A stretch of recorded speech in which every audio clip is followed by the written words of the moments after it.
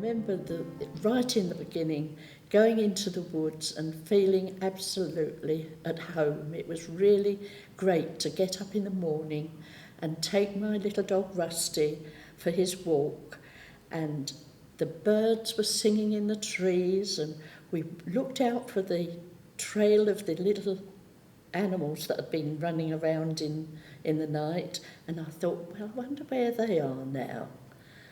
And I've always loved walking in the woods since then. Easter, we had Easter bonnets, and we went down to Eastbourne and joined in there. There's about 100 people. There was at then. We came in the back of the stage, right the way down through, and they were playing all the way, and then we all ended up on the stage. I really put everything into some of those hats. I won the top lady, and my husband won the top man. I got a board about so big and put it on, and it was like a fairground. Different things I made to go this way, over that way, and round this way. It was really lovely. It really was. We've always been very close families, and even my father's family, we used to have holidays together and all got together and have picnics, hire what was like a coach really, but very one of the old-fashioned ones, you know. And we'd go to Skeins Hill. On Friday evening, we'd have a delivery from a grocery that was in town. Mr. Jones it was, this nicely plump guy. He would bring this cardboard box full of delights, and there would always be a tin of biscuits in this, and there would be the one chocolate biscuit that was wrapped up in foil. And everybody wanted that, but I know I almost always used to get it, because I told you I was spoiled.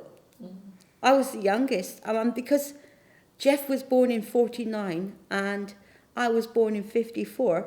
Of course, there was a bigger gap than there'd been between any of the children. So they were much more grown up by the time I got to go to school, you know.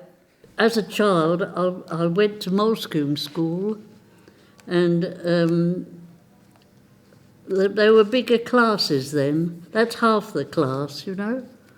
This is me at school. My eldest brother went to work in London when he was, I suppose, about 16.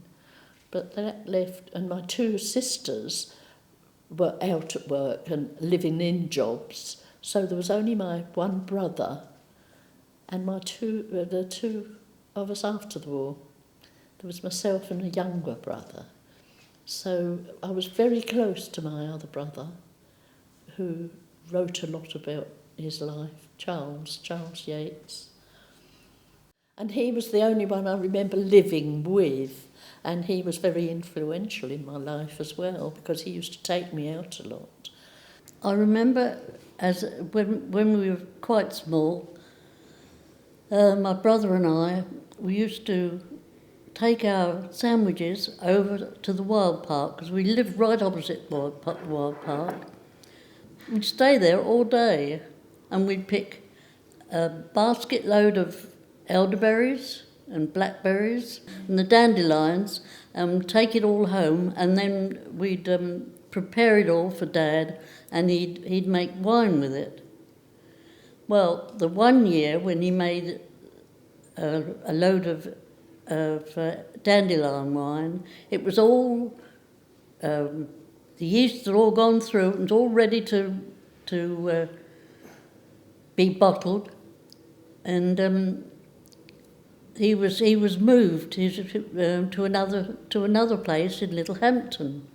So this barrel load of wine was carefully taken on the cart, and we took it all the way, got it all the way to there, and then we went and played in the garden afterwards and knocked it over.